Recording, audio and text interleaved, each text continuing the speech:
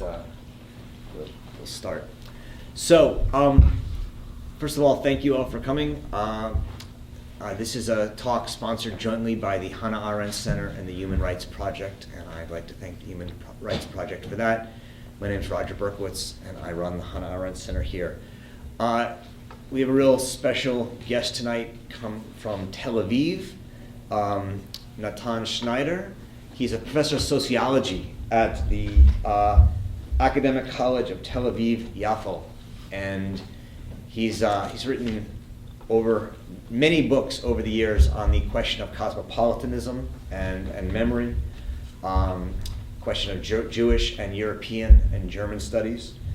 He wrote a book called Human Rights and Memory, another one on, which may be the same book, Gedächtnis Raum Europa, or is that a different book? That's a different book. The Room of Memory, the Space of Memory in Europe, on cosmopolitanism, Jewish experience, and European vision. None of these books per se are about Hannah Arendt, although they're about the European and cosmopolitan vision that often she is held to represent. But his newest book, and the reason he's here, is Jewish Memory and the Cosmopolitan Order. It's a fantastic book, and it is a book that engages very directly with Hannah Arendt in trying to think through a cosmopolitan order in our time. So I'm pleased and thrilled to have here Natan Sznaider, so please welcome him. And we'll talk for about 45 minutes, and then we'll have 45 minutes? Is that about right? Sure. And then we'll have question and answer. Thank you. Okay, thank you. Thank you for having me here. I'm very thrilled to speak in Bart. A couple of weeks ago I saw a movie about Hannah Arendt in Germany, and there was this scene when Heinrich Blücher is always going to Bart, coming back from Bart, they're waiting for him, he's on the train from Bart, and sort of like I was very excited, saying I'm going there sort of like next month, so, and it's my first time here, so I'm quite excited about it, so thank you for having me here. I would like to start with Hannah Arendt's contention that for rights to be taken seriously, they need political support. Without power, rights are no more than genteel utterances. But without such words, there would be no rights.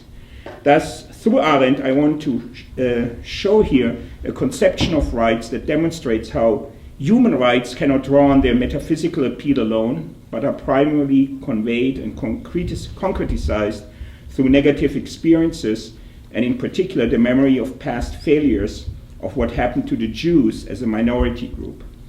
I attempt to make memory relevant to grasp both the changing tides of human rights and some of its related sociological theorizing.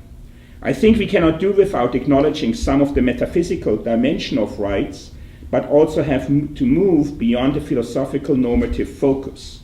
In the case of minority and human rights, the concrete practices of Jewish existence are firmly embodied in historical references and institutional manifestations. Thus, I want to explore the question if there can be a Jewish perspective on minority and human rights. This is a question full of traps. I'm aware of this, and Hannah Arendt is the main protagonist with whose help I try to avoid this field of minds and to explore these questions. I try to capture her, especially Jewish vita activa, or Jewish condition, if you like, in places that matter to her personally and politically. These places are Berlin, Paris, New York, and Jerusalem. Through her work with Jewish organizations, she was also in touch with Jewish centers of life and learning through cities of Eastern Europe like Warsaw and Vilna. These metropolitan places epitomize important junctures of Arendt's life, as well as crucial moments of European Jewish experiences and history. It is this biographical wrapping up of collective trauma, resistance, and cosmopolitan consciousness that convey collectively significant memory and her intellectual and political struggles as starting points to witness the turning pages of 2070 civilization, if you like. It is my intention to locate Arendt's thinking within the context of Jewish history and experience, without neglecting, of course, the universal claim she consistently worked to develop. Thus, Jewish history and universal history are not seen as two different lenses through which to view the past, but as part of one common project. Here also lies the tension between citizenship and humanity that troubled Arendt so deeply in her analysis of human rights in her 1951 published Origins of Totalitarianism. But we need to go back 10 years from there to make this a little bit more clearer. I want to read Arendt's criticism of human rights, which she so brilliantly formulated as a Jewish problem in her book on totalitarianism, and I want to take it backwards in time, 10 years. In May 48, Arendt was able to flee France and Europe via Lisbon to the United States. After her arrival, she began her reckoning with her European, especially French past. In an article called Pour venir en Buenos Aires, A Way Toward the Reconciliation of the Peoples, which was an essay published in 1942 in German in an exiles magazine in Argentina, Arendt expressed her deep disappointment and anger at what remained of the heritage of the French Revolution. And I quote her, "On that day in Compiègne, when Pétain put his signature to the infamous paragraphs of the German-French armistice, which demanded that every refugee in France be handed over to the Nazis, even those who fought under the French flag, on that memorable day, Pétain tore the tricolore to shreds and annihilated the French nation." End of quote. In Arendt's eyes, the French nation had perished, and with it the European tradition of citizenship. This also meant that for her the Jewish question has turned into a symbol for all of Europe's unresolved national questions. She considered this Jewish question purely a political one, and I quote her again, "Justice for a people, however, can only mean national justice. One of the inalienable human rights of Jews is the right to live, and if need be, to die as a Jew. A human being can defend himself only as the person he is attacked as. A Jew can preserve his human dignity only if he can become human as a Jew.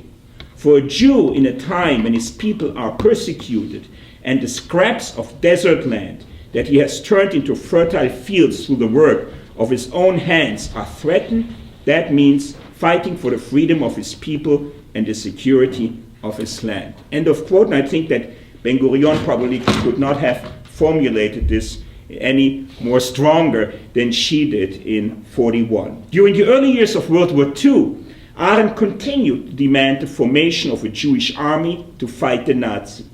Here also lie the perplexities of her reading of Jewish political collective action. She wanted the Jews to be powerful and to act as if they would be sovereign, as if they would be a sovereign state, forming an army, recognizing and fighting one's enemies.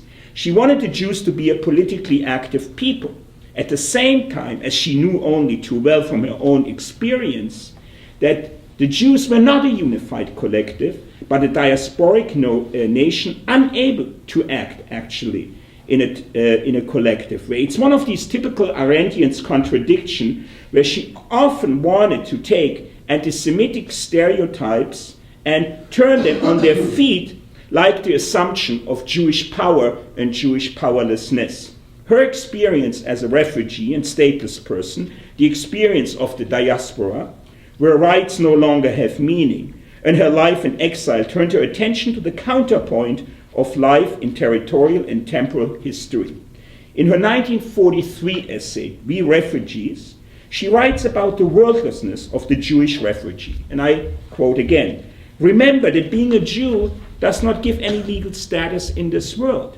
If we would start telling the truth that we are nothing but Jews, it would mean that we expose ourselves to the fate of human beings who, unprotected by any specific law or political convention, are nothing but human beings. I can hardly imagine an attitude more dangerous, since we actually live in a world in which human beings as such have ceased to exist for a while." End of quote.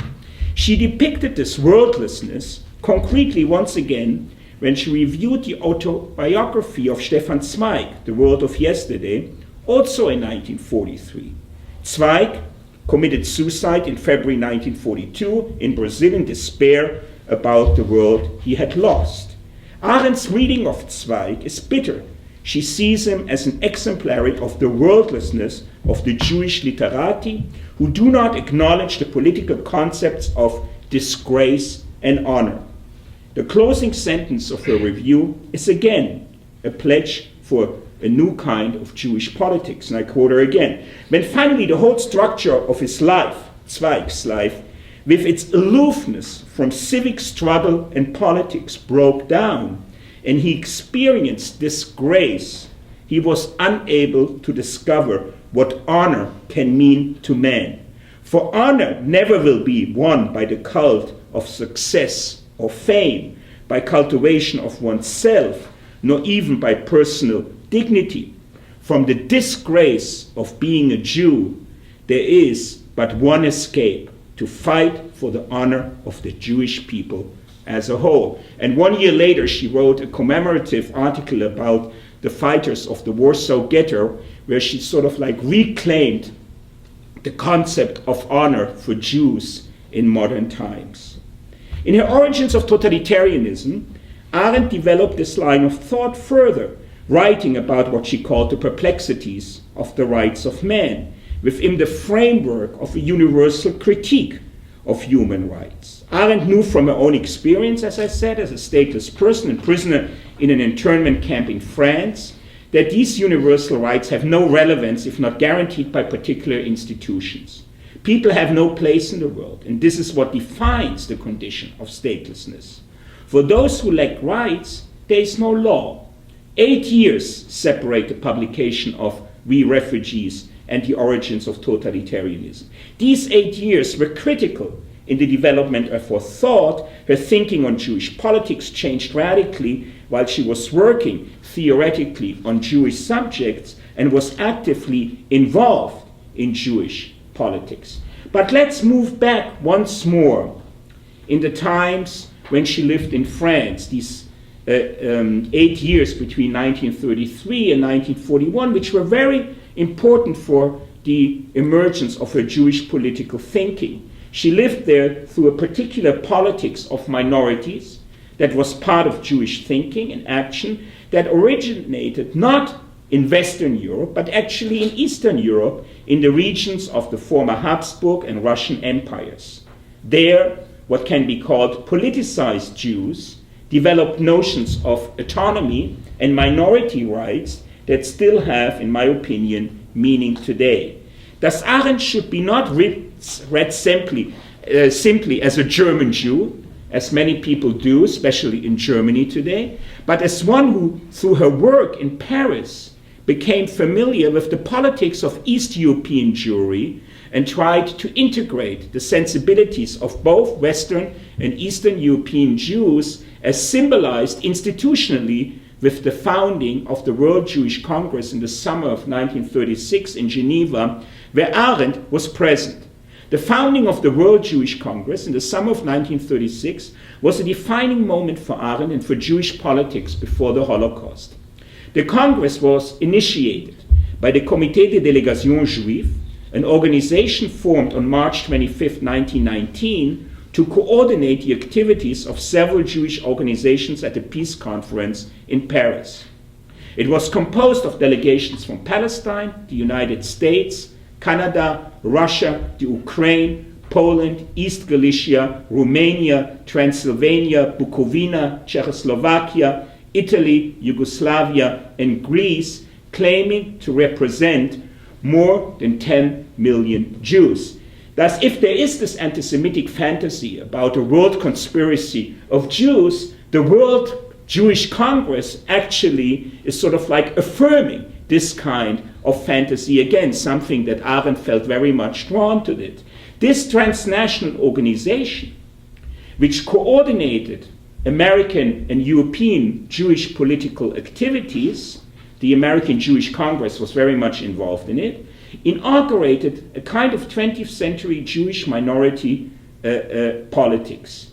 The Congress also cooperated with other ethnic minorities and very much ironically, that this was a time that Jewish minority politics was very much in cooperation with German minority politics, and especially in the early 20s, but that's a different story. And Arendt was part of this effort. And the experiences of those years became for her the theoretical anchor for an analysis of minority and human rights in the origins of totalitarianism. But this first meeting of the World Jewish Congress was the impetus for more than the issue of minority rights. The concept of totalitarianism also dates back to this time. There was, of course, no Jewish delegation from Germany 1 year after the passing of the Nuremberg Laws, and Soviet Jews were also prevented from attempting. And it was clear to the delegates that, as she put it in a letter to Blücher in Paris at that time, that, and I quote her, there was an essential oneness of the problems and difficulties of the Jews. Jews are a people. They are neither a church nor a creed. Nachum Goldmann, one of the delegates, later president of the World Jewish Congress, declared, and I quote him, "The new Moloch of totalitarian statism is preparing brutally to subordinate to itself all the richer, higher, and holier values of human culture." And he adds, "The international safeguard of minority rights guaranteed by the League of Nations hardly amounts to anything now." End of quote. Totalitarianism was not yet the analytical tool it would become in the 1950s, and Arendt is of course part of that usage of the concept in the 1950s, but it was nevertheless part of a collective Jewish experience and was understood as such by the delegates in Geneva in 1936. When Arendt emigrated to the United States a few years later, she put these ideas into practice. Her first paid position in the States was with a Jewish organization called Jewish Cultural Reconstruction. The professor of Jewish history, Salo Baron, Columbia University, was its president, and he was the one who hired Arendt for that position. Its task was to rescue the physical remains of Jewish culture, books, manuscripts, scrolls, and other artifacts, both religious and secular, which were confiscated by the Nazis and basically trying to be used for so-called study purposes in Nazi Germany. In her work with Jewish Cultural Reconstruction, JCR, first as research director and then as executive director, Arendt was able to translate her Jewish political theory into a kind of lived political practice. Over time, delving into the past became a theoretical as well as a practical task for her. Just for those of you who are not really familiar with those historical contextual things, the Nazis looted Jewish cultural materials, and after the war, when most of the former owners, whether individual or collective, had perished, there was a big question being asked. Part of the Jewish cultural heritage survived, and it was centralized and cataloged because many agencies of the National Socialist Project worked to preserve these objects. Organizations such as the Institut der NSDAP zur Erforschung der Judenfrage, the National Socialist German Workers' Party Institute for Research on the Jewish Question, and the Research Branch for the Jewish Problem were set up to study Jews and Judaism and began to loot Jewish libraries in Germany first, and then in the Reich-occupied countries during the war. This was coordinated by Alfred Rosenberg, who also founded the Institute of the Party for the research on the Jewish question. With the help of these agencies, Jewish books and manuscripts were plundered all over Europe, and by 1944, Rosenberg and his staff, together with other Nazi institutions, had looted more than 200 Jewish library collections and confiscated more than 3 million books from around 1,000 libraries throughout Europe. In Poland alone, before 1939, there were more than 250 Jewish libraries housing around 1,600,000 books. After the war, many of the books and manuscripts the Nazis had confiscated ended up in a depot in Offenbach under the control of the US Army. where more than 3 million books and manuscripts the Germans had amassed were processed.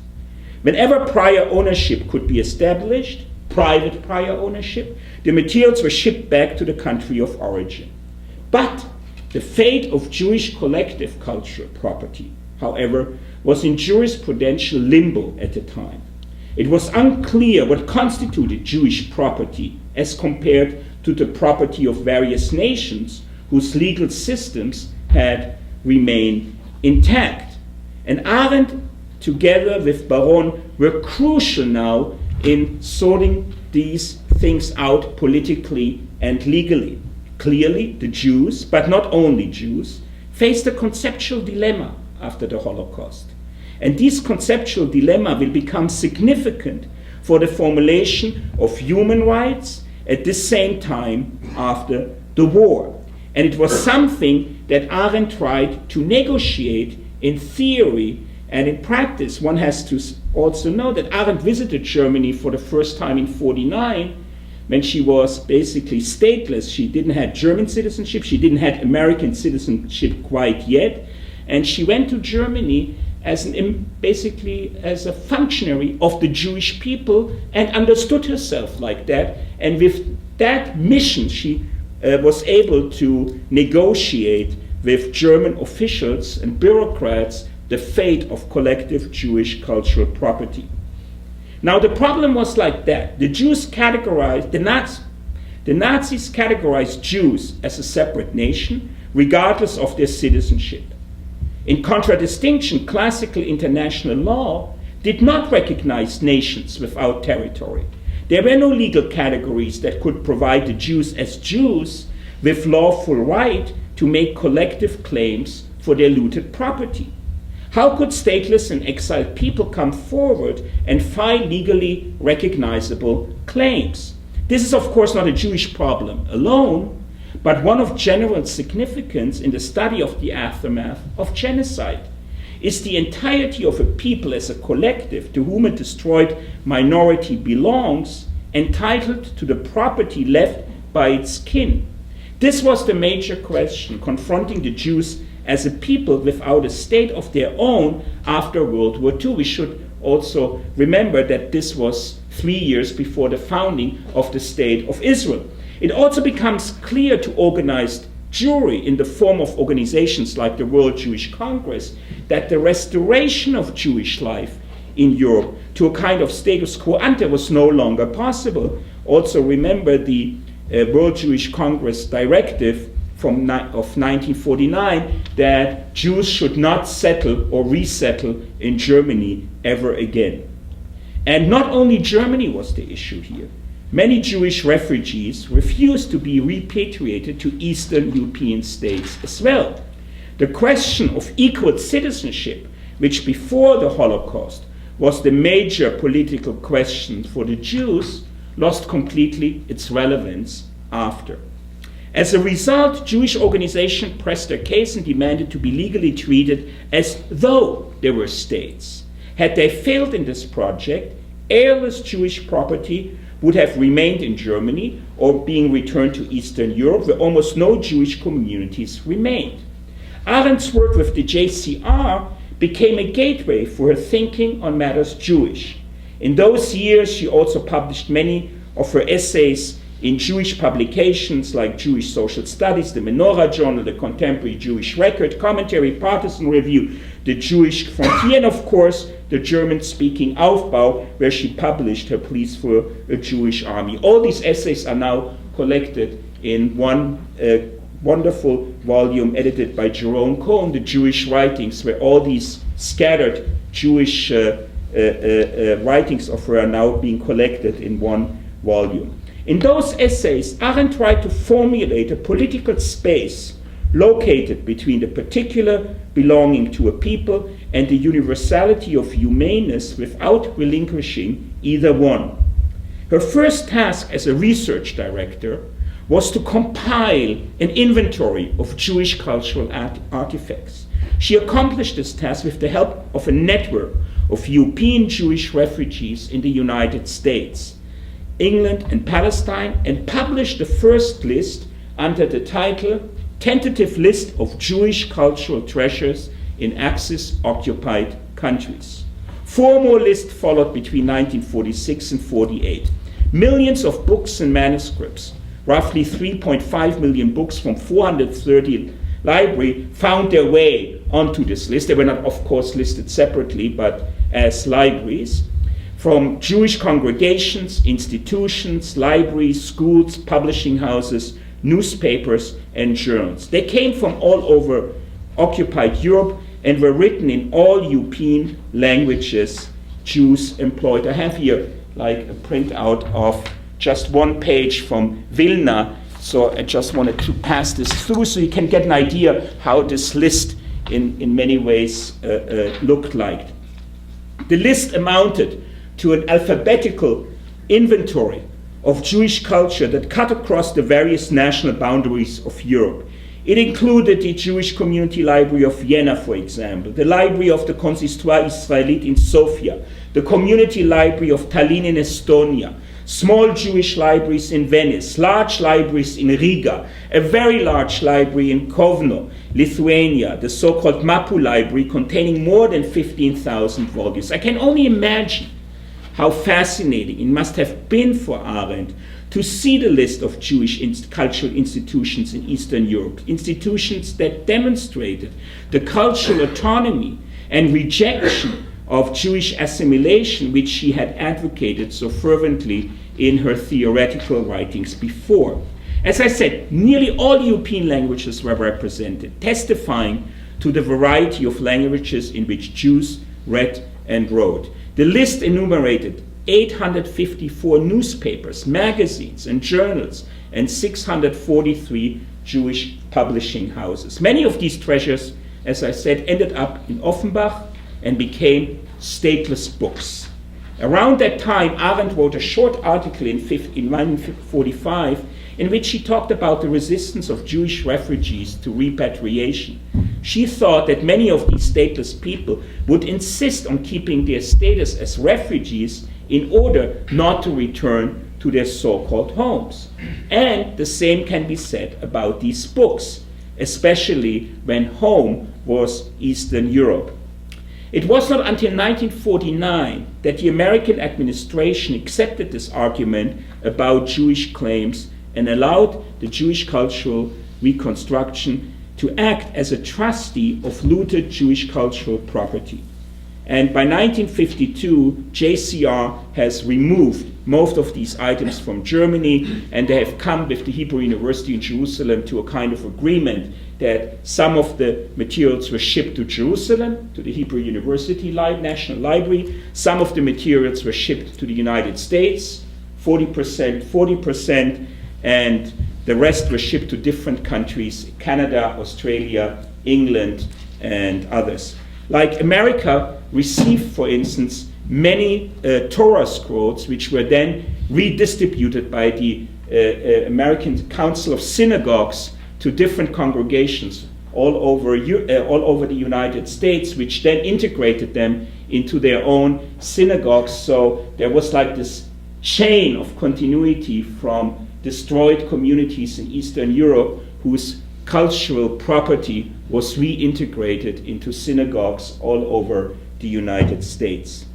And Arendt was very much of this Jewish struggle. I mean, you can see in the archives the correspondence she keeps with these Jewish congregations all over America about the Torah scrolls and all that. And for her, I think it embodied the tension between universalism and particularism, not as a theoretical problem, but as part of Jewish life in post-war Europe, America, Palestine, and later Israel. But Arendt, of course, could never really escape her ambivalence about being Jewish and European and about even being German. This identity continued to influence her work, even if she was no longer primarily concerned with matters Jewish later on. Her reading of crimes against humanity and genocide grew out of this preoccupation with matters Jewish.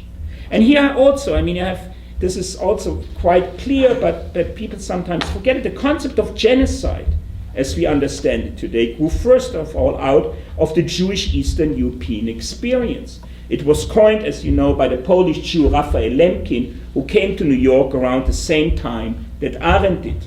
Lemkin's and Arendt's intellectual projects intersected, though we do not know whether the two ever met while they were both living in New York.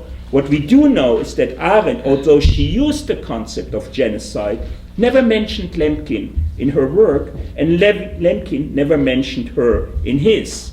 Their thoughts crossed on Jewish questions, however.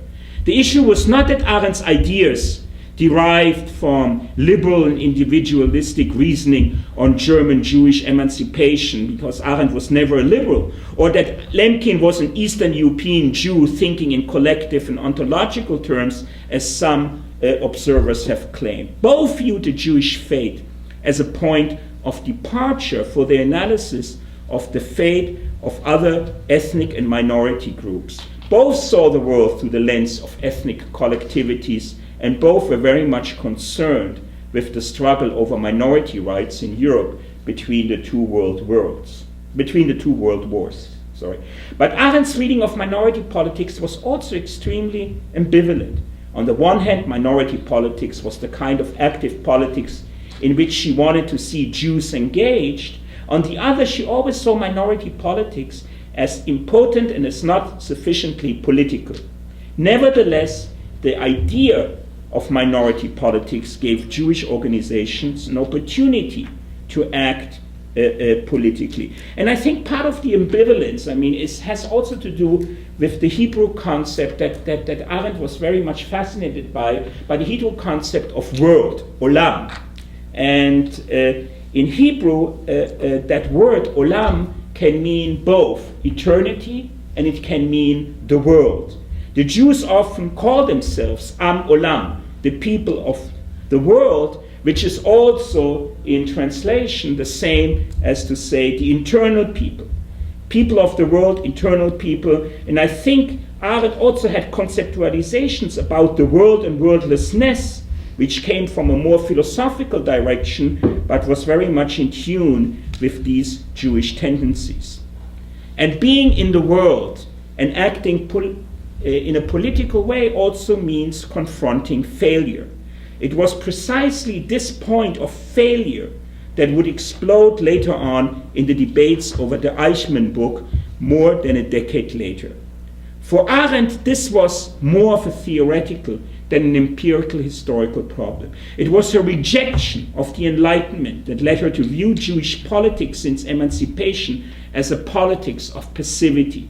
She shared this attitude, as so many other aspects of Jewish history, with many Zionist thinkers. Nevertheless, or even perhaps because of this view, she identified many of the weaknesses of the minority treaties between the two wars very clearly. She recognized that the conditions required for unity among a people, territory, or a state were lacking, and that the whole system was thus destined to fail. In one of her strongest parts of her book on totalitarianism, she analyzed this failure as a consequence of a failed politics of ethnic nationalism, which was practically destined to create minorities, refugees, and stateless people. At the same time, she was not willing to recognize the efforts of Jewish diplomats to engage in meaningful Jewish politics. And this may help explain why she never wrote about the efforts of Raphael Lemkin to achieve the passing of the Genocide Convention in 1948. Arendt's judgment of the Jewish lack of political savvy informed her analysis in The Origins of Totalitarianism, where she writes pretty poignantly, ignorance or misunderstanding of their own past were partly responsible for their fatal underestimation of the actual and unprecedented dangers which lay ahead. In nearly the same breath, Arendt adopts the Zionist perspective in her analysis of anti-Semitism, and I quote her again, but which should also bear in mind that the lack of political ability and judgment have been caused by the very nature of Jewish history, the history of a people without a government, without a country, and without a language. This is exactly what the Ministry of Education in Israel is teaching basically its students as well today. But country was not always the major key to understand this kind of politics. After World War II, many Jewish intellectuals tried to establish a Jewish universal agenda that made crimes against humanity and genocide part of a new cosmopolitan order. Crimes against humanity, especially around 46, 47, became the Jewish term for dealing with an assault on stateless people. Jewish politics after the war had moderate success in exposing the details of the destruction of European Jewry, though it formulated the facts in general legal terms. The Jewish indictment in Nuremberg, for instance, which of course failed, and I'm reminding you here of the New York-based Institute for Jewish Affairs, which provided the prosecutors in Nuremberg with the now iconic figure of 6 million through the research they had conducted through people like Jacob Robinson and Nehemiah Robinson, who were working in the New York-based Institute for Jewish Affairs and were very crucial for developing afterwards notions of restitution and reparation. I conclude. Hannah Arendt formulated some of her important theories on human rights in response to these events and the issues they raised. In an early essay on human rights published in 1949, she made the following observation, which echoed many of her Jewish contemporaries at the time, and I quote her again.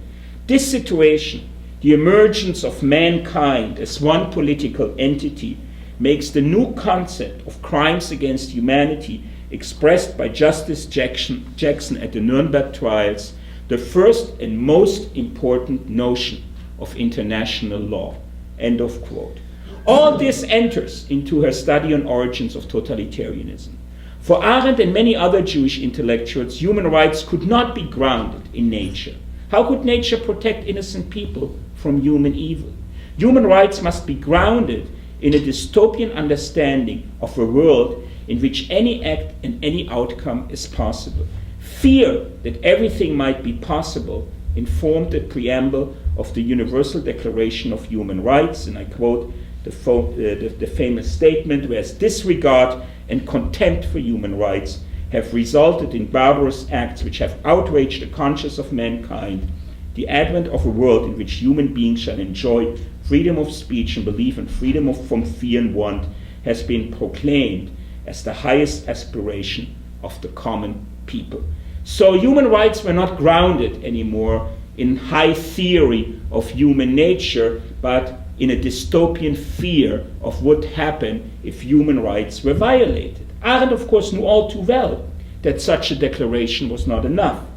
The centerpiece of the origins of totalitarianism is a short section called The Perplexities of the Rights of Man, in which Arendt picks up where she had left off in her 1949 essay on human rights.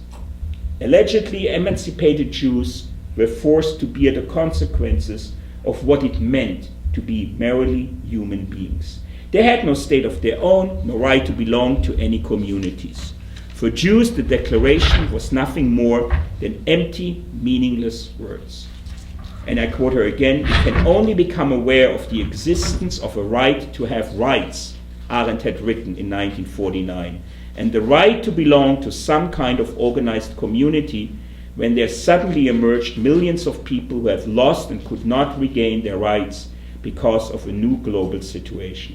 She felt great disdain for those who were fighting for human rights on a juridical level alone. As she said, no statesman, no political figure of any importance could possibly take them seriously, she concluded.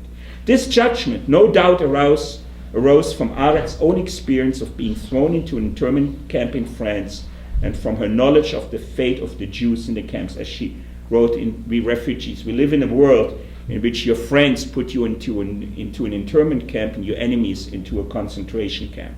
Without power to back them up, rights were unenforceable. They were no more than words. Arendt shifted between the dream of cosmopolitanism, meaning the guarantee of rights as the substance of social and political reality, and to need to establish a state that could protect particular identities, even if those identities were only figments of the imagination harnessed to the memories of particularity. Thus, one can also read her criticism of Jewish sovereignty in Israel as part of that dilemma. In her analysis of the paradoxes inherent in what it means to be human, Arendt used the destiny of the Jews to characterize the paradox of modern cosmopolitanism. namely that the international protection of human rights undermines state sovereignty, but at the same time lacks the means to enforce the protection because it lacks exactly that sovereignty. Clearly, within Arendt's theory, morality is based on particularity and on identity. And this is, in many ways, a tragic sociological theory. It is tragic because it acknowledges that we are both born into history and free to act, and that responsibility means that we need to accept the conditions of our lives, which were created by others. It is based on being able to look at ourselves in the mirror and say that we have fulfilled the moral obligations that make us who we are. And this means, above all, the special responsibilities we have to particular others who are linked to us through the accidents of history and birth. To ignore the roots of responsibilities and identity is to misunderstand the basis of morality, and to sweep it all aside is an attempt to forget who you are and to flee personal responsibility. Thus, to quote her once more and the last time, in her conclusion to the Eichmann book, every generation, by virtue of being born into a historical continuum, is burdened by the sins of their fathers as it is blessed by the deeds of the ancestors. This is the basis for a disdain for universal rights, which are not particular. And at the same time, she provides us with the beginnings of a sociological theory of human rights. Thank you.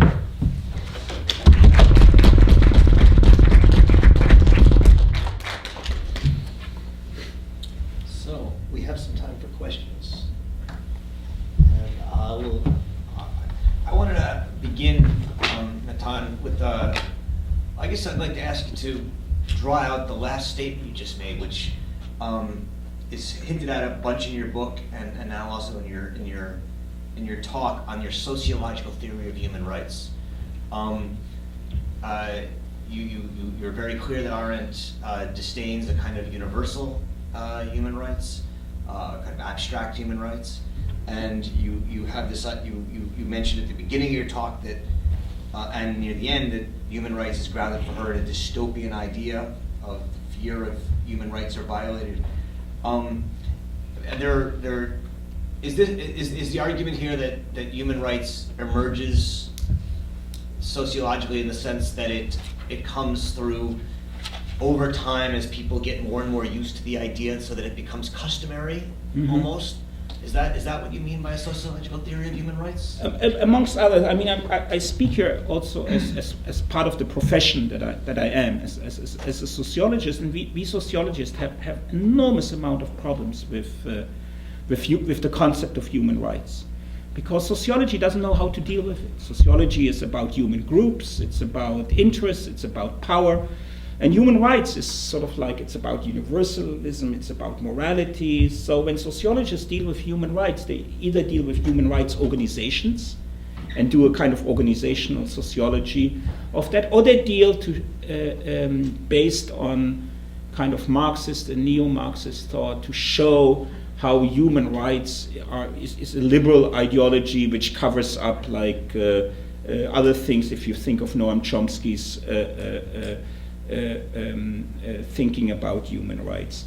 What I wanted to do through her, which is kind of also paradoxical, because she really resented the social sciences, and thou shalt not commit social sciences, as she used to say.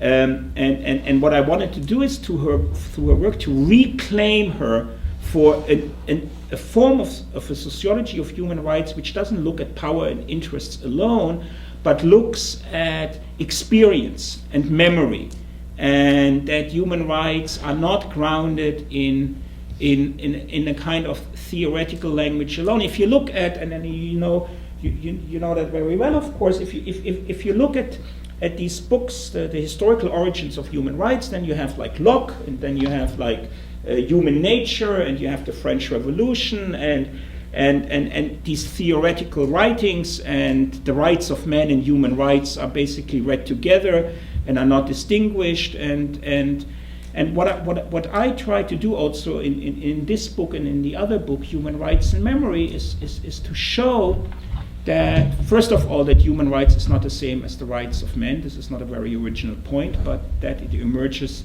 out after the World War II, and it is based on really on this dystopian experience. It is memory, but memory as a concept which is concrete, anchored in what people experience. So it is, in that sense, it is customary, but it's also more what happens, what is the sociological anchor of our moral outrage when we see on the internet or on the TV people being brutally treated by others, and we don't know these people, but we are morally outraged by it. Is this because we are some kind of moral heroes who are able to transcend ourselves into these universal beings and are outraged by injustice wherever it happens, or because it touches a certain kind of sentiment which reminds us of that it could, in a way, happen to ourselves as well. And this is, I mean, when Arendt talked about the enlarged mentality and sending my fantasy or my imagination to go visit other places, that we can put ourselves in other people's situation without becoming these other people. And this is what she actually did. I mean, I think that in many ways also in the study of human rights, and also in the study, in the theoretical studies on Hannah Arendt, when you look at books about Hannah Arendt and human rights, they usually don't relate really to her life. And when you look at then in her life, studies on her life, they really don't relate on her theories. And what I try to do is to connect these things together. You know, she never believed in universalism. She had this article in 1932 where she already sort of like rejected emancipation and the Enlightenment for the Jews, and even reclaimed Herder for an understanding of Jewish history. That's basically the first article in the Jewish writings that opens the volume. And that connects her very much with Salo Baron, who wrote this wonderful article in 1928, Ghetto and Jewish Emancipation, where he writes basically, and Arendt would have completely agreed with him, that emancipation was bad for the Jews. And that the Middle Ages and the life in Jewish ghettos was actually good for the Jews. And he does this in a very provocative way, because he says that emancipation was bad for the Jews because it individualized them and made them helpless.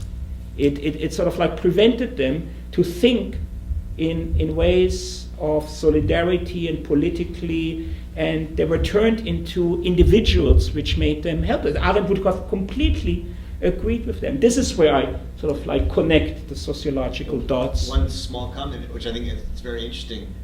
You know, I think Sheila Ben Habib, in an article long ago, 1990, talks about building Arendtian ideas of human rights through storytelling.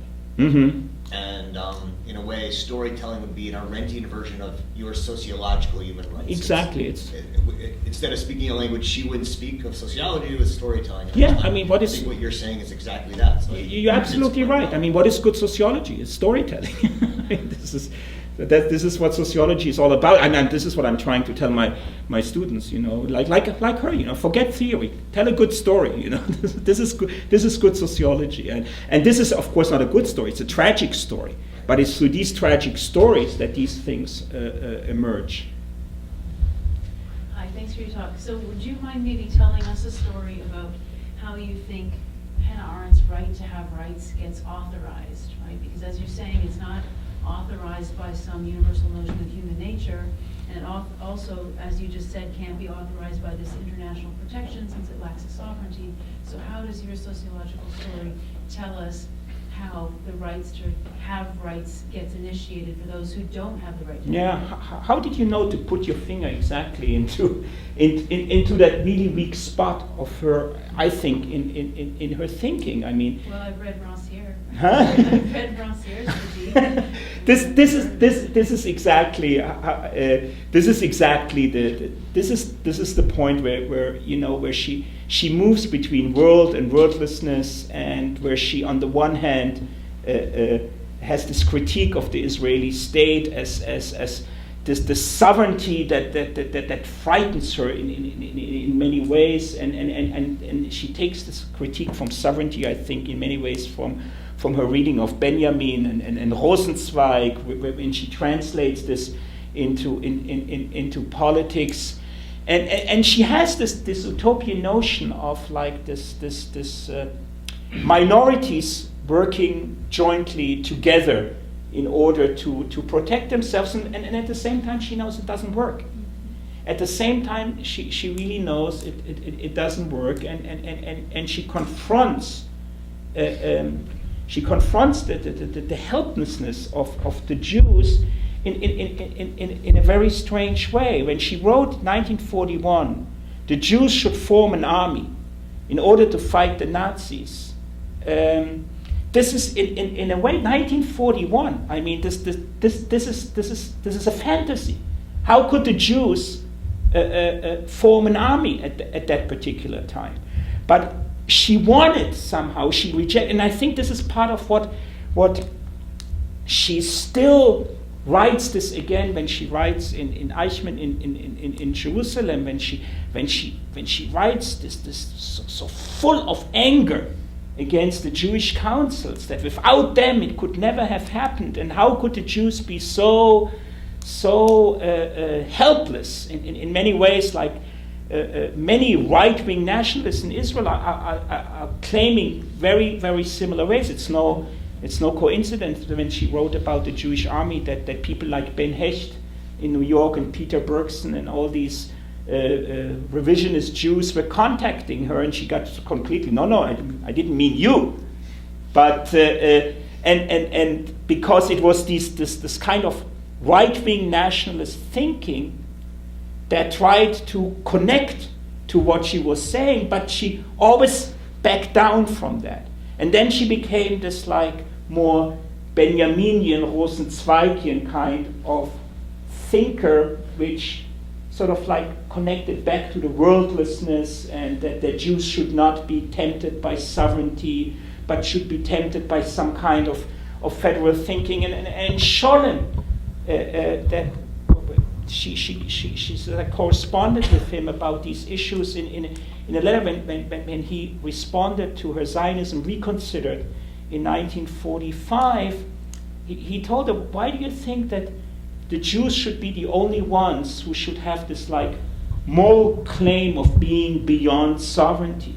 Why only should the Jews be? I mean, this is like, why should we be again like this light unto the nations and all that? This is not really thinking politically, and she was torn because she was like hardcore political thinking on the one hand, and then at the same time she could be a completely apolitical thinker who really couldn't deal with issues of sovereignty and power and how to translate power, even though she wrote about a Jewish army. So you put exactly your finger on it. This is like a huge contradiction in her thinking, and I think that this kind of tension is exactly the tension of what we see today when we talk about international interventions. Should the Americans intervene in Syria? Should they not? Should they do? If they do, they're damned. If they don't, they're damned. That this is like exercising power and interest. But if they don't, then we allow these awful things to happen all over the world. And it's exactly that tension that she pointed the finger on in those. And I don't think she has an answer to that, because once she says it's the state that can provide the authority, and once she said no, the state cannot be the answer. So what's left? The tension, in many ways. So she doesn't have an answer. Neither do we. I think this is like one of the dilemmas. I think when we talk today about cosmopolitan interventionism and all that. I mean, certainly it's not the Finns who can intervene in international conflict. It's only powers like the U.S. And if they do it, they don't do it for the moral reasons. They do it for power reasons. You know the argument.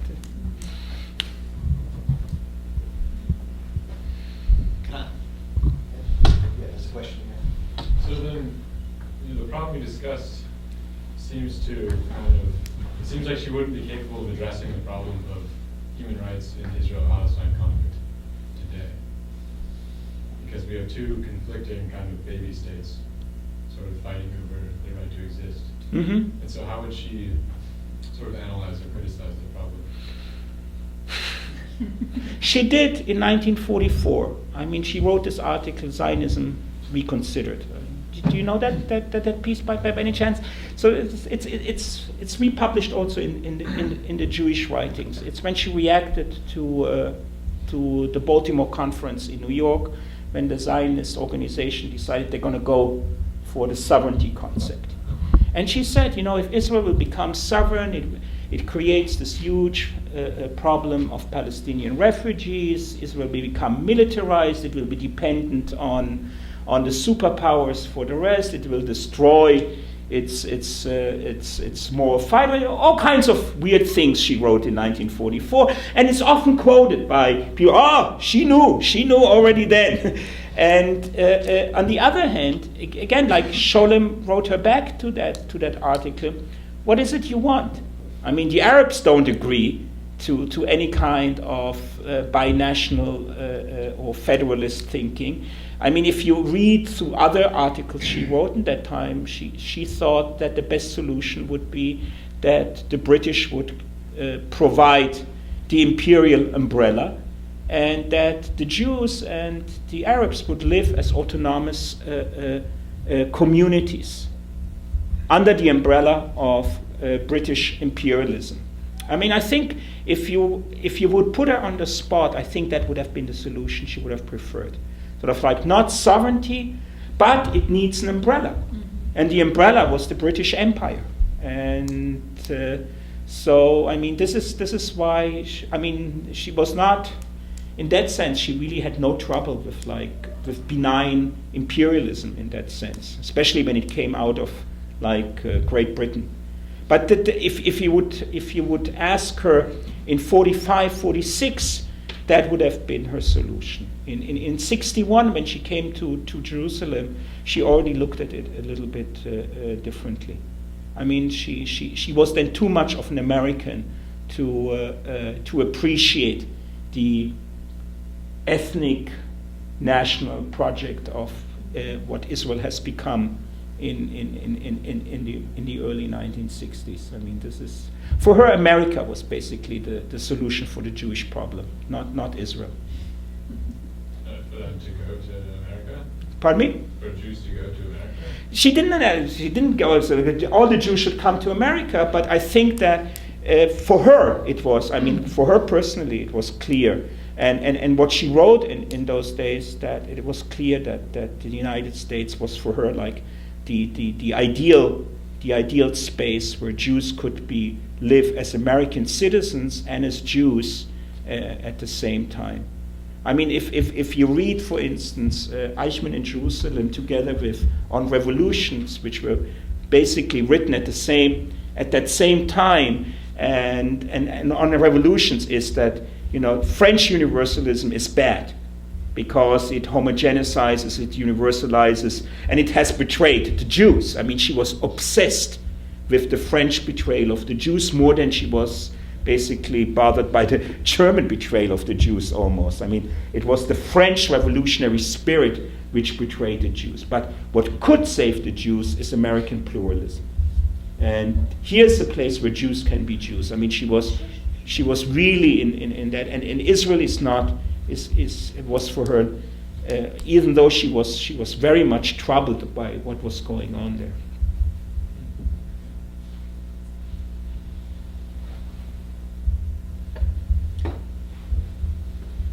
I mean, her embrace of America is an embrace of a sovereign country without sovereignty. Yeah. In the sense that she found that America, the great genius of America, was to, through federalism and through dispersal of powers, not separation of powers, but dispersal of powers, create a system in which no single sovereign power could become totalitarian. And that's good for the Jews, she thought. And she thought that was good for the Jews, which is her critique of Israel. She Yeah. wanted Israel to be more like America. Yeah. To be a federal, not just a pluralist, but a federal Mhm. republic where Palestinians and Israelis could have separate power bases, if Yeah. need be. And this goes back to the question that you and Grace were talking about with the right to have rights. I mean, the rights that she says we have a right to is not what we typically think of human rights, right? It's not life, it's not happiness, it's not food. It's the right to speak belong. and act in public. Yeah, and to It's the belong. right- and to be part of a community. Yeah. It's for her, the right to have rights is the right to be human, which means not to live, but to be political. Mhm. So I don't think it's I think it's only a contradiction in her writing when we look at today human rights and think right to life, right to food, right to etc. But when we think of it in a Arendtian sense of right to action, right to belong, and right to speak and act in public, it actually makes quite a lot of sense. I don't know Well, if then that- the question of authorizations, like, how do you speak to that, even when you change the definition of rights? Like, how does it then get authorized? You mean enforcement, no, by authorization? Well, I don't know, I mean, I I think- agree with Roger's point about what she means there by rights, but we still have the problem. I think what Grace is asking, and I'd love to hear your opinion on this, is that in my reading of RN, the rights are authorized in the sense they come from what it means to be human, not in a biological or natural sense, but in the idea of to be human means to belong to a community, to belong to a Mhm. world. And if that's the case, there's a ground for human rights in the human condition, which is why she writes the human condition right after the arguments for self-terrorism. Yeah, but there's also the point of institutionalized enforcement that is also important to her, and how to translate this into praxis. I mean, how can it be, in that sense, guaranteed by whom and through means and through what means? I mean, this is then the hardcore political question, not the theoretical question. And she moves. I mean, this is, I think, what makes it so difficult, because she moves back and forth between like hardcore politics and this philosophical grounding in the thinking of human rights. And I think this is part of what human rights thinking is so complicated even today, because people who are who want human rights to be enforced usually have to embrace principles which are in violation of their own minima moralia in that sense. And I think that's a huge problem. Please. Something that one that you touched on in your talk was, from the beginning of when she was involved in Jewish politics, she got really involved in Jewish politics, but towards the end of her life, and especially after the Second World War, she wasn't involved, she didn't touch Jewish politics at all. What was the turn? No, she was involved in Jewish politics, I would say, from 1933 till 20 years, till 50, 52, 53. And just 20 years, I mean, that's a long time.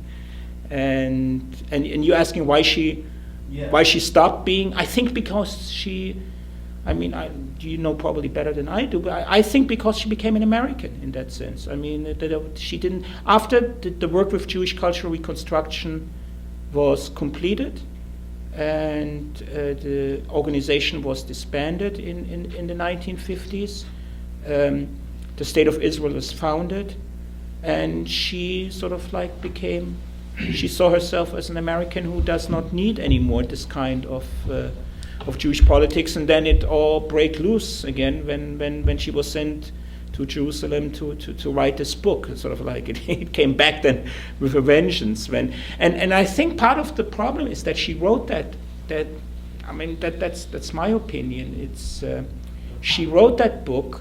I mean the Eichmann book, still very much engaged in questions of Jewish minority politics at a time when this episode of Jewish minority politics was completely forgotten. And I think that the Jewish reactions to that book were partly caused by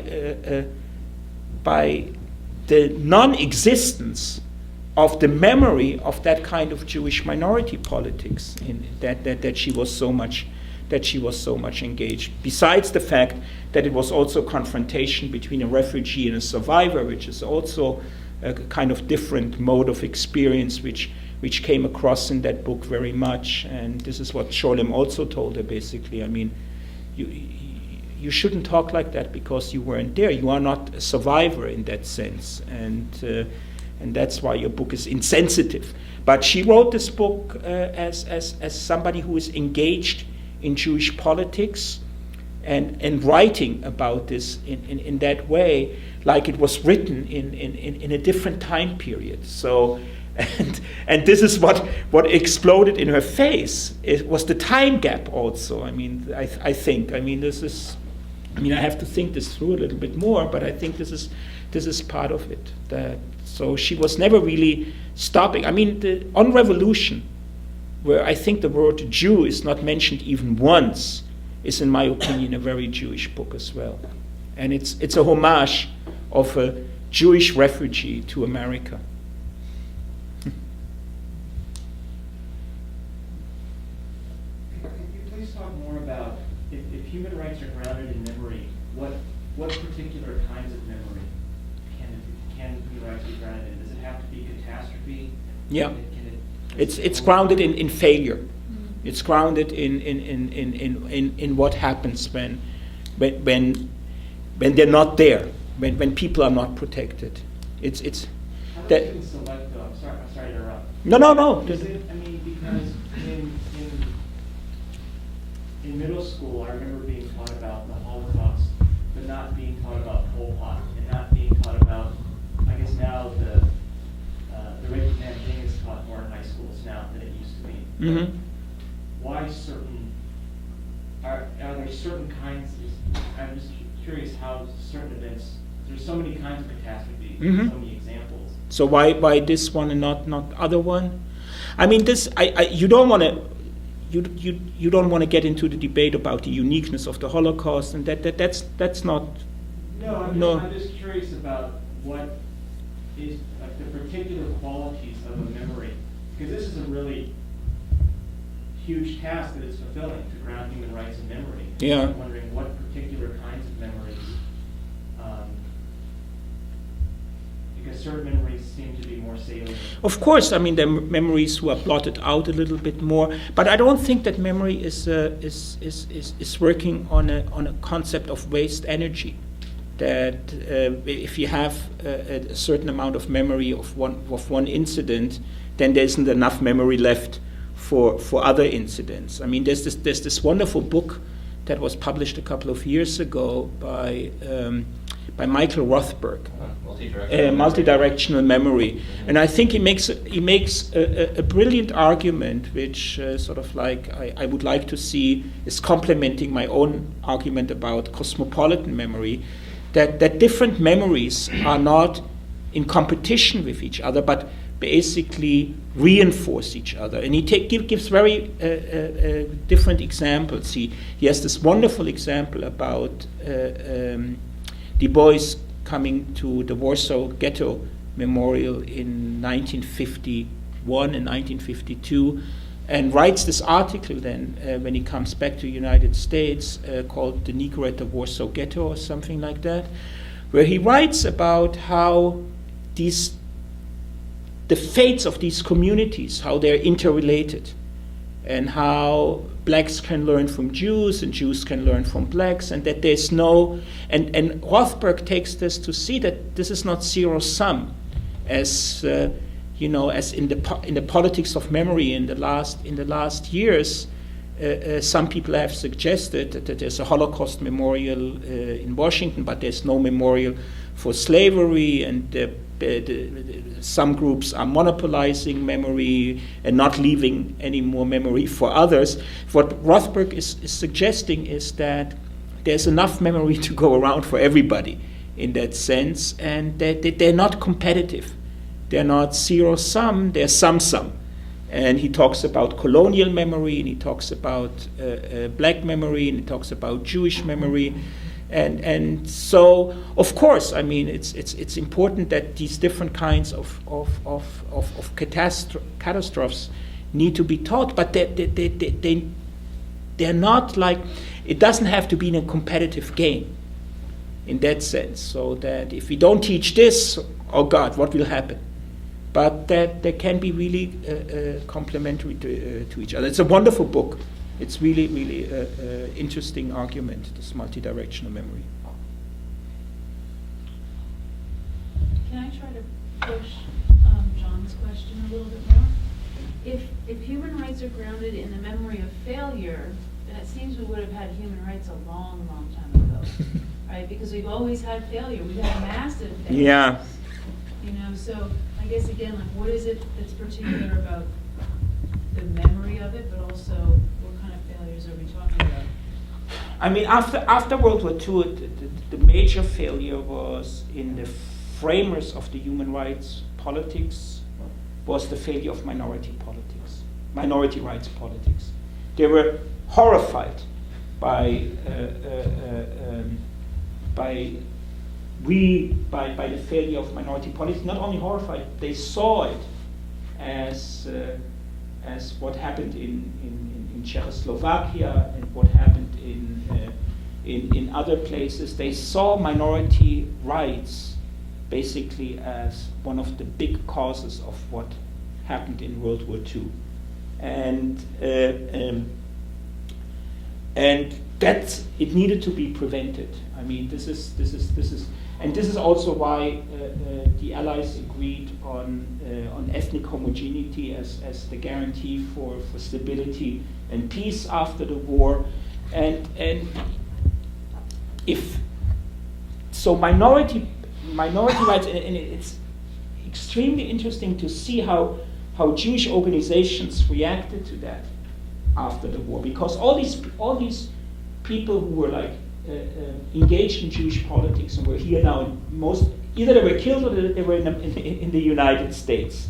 And if you look at the politics of the Institute for Jewish Affairs, so all Eastern European Jews sort of like trying to formulate this new politics. They knew that they couldn't revive the minority politics anymore, minority rights. This was a failure.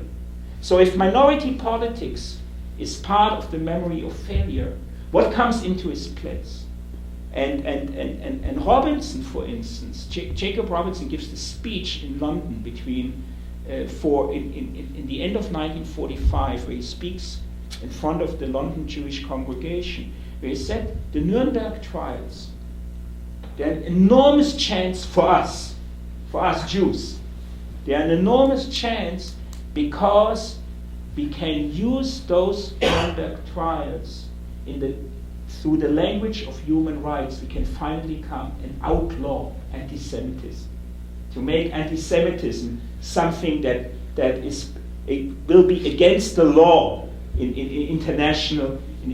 new international laws. This is what in October 1945 he gave that speech in London, and this is why all the American Jewish organizations at that particular time, 45, 46, 47, were so much supporting the UN Declaration for Universal Rights, because it was for them basically this new language based on the memory of failure of minority rights protection between the worlds, where most Jewish organizations put so much belief and faith in that particular kind of legislation. I mean, there was the Zionist perception, which says only a sovereign state can save us, and then there was the transnational Jewish perception, who says only a minority rights legislation,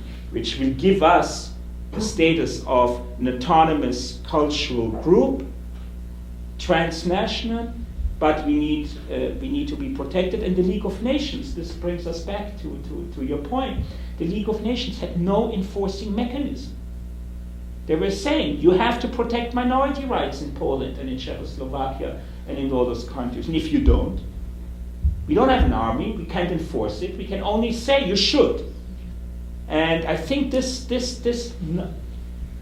failure of the League of Nations to protect minority rights was really part of I mean, one of the framers of the universal rights legislation, René Cassin, who was like this really strong French Republican who happened to be a Jew. But after 1945, he was not anymore a French Republican who happened to be a Jew, but he was a Jewish French man in that sense. And he always says that human rights is the only solution, not only for mankind, but for the Jews in that sense. And this is it's the failure of concrete failure of minority rights legislation between the wars, which is a failure of what you mentioned, of enforceability and authorization in that sense. Okay. Any more? One question, if there are any. Okay. Um, Thank you. Thank you very much.